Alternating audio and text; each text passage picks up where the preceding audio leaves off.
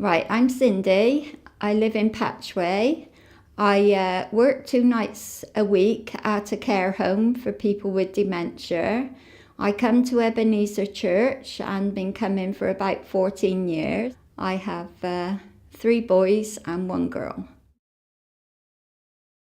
But basically, because I lived in a Christian home, I was basically brought up on my parents' faith.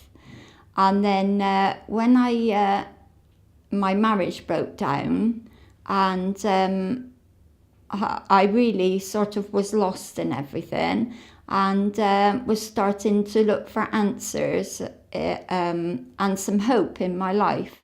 I met John, my husband, and he was looking for something because he'd lost his wife, and his sister led him to the Lord, and basically I did the same and found a new faith in myself.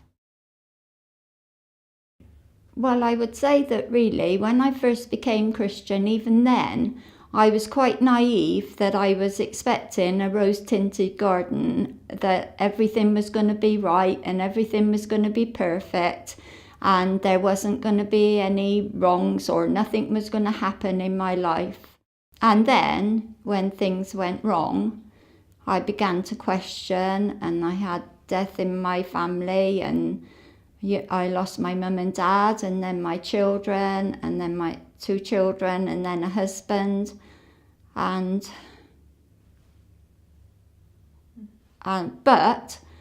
through all that, through each situation, even starting from my 19-year-old, although I was in a desert place, and I had questions to God, I was angry at God, I was frustrated with God, I still believe that God knew the best plan for Mark in his life.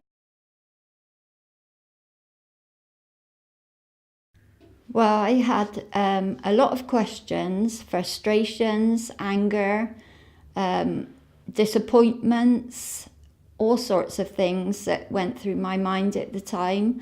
It was like I was living in a desert, in a black hole, and I couldn't find my way out. But somehow, underneath it all, I just knew that somebody was there and there was hope. And as I gradually came to the realization that Mark was gone, but God was always still there, I began to be able to trust him. I still have questions even now, not about Mark, but just when I get low, I sort of have this, answers. I really want to be told by God that this is going to be okay.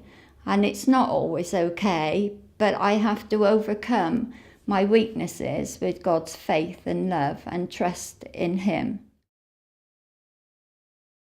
I left my Bible here on Sunday, and those days, if I don't feel that I've read my Bible and pray continually, I'm praying at work, I'm praying as I'm working at home, I'm praying in the kitchen when I'm lonely, I'm praying when there's things go wrong, when there's things go right, I'm praying, continually, and I just find strength in that all the time.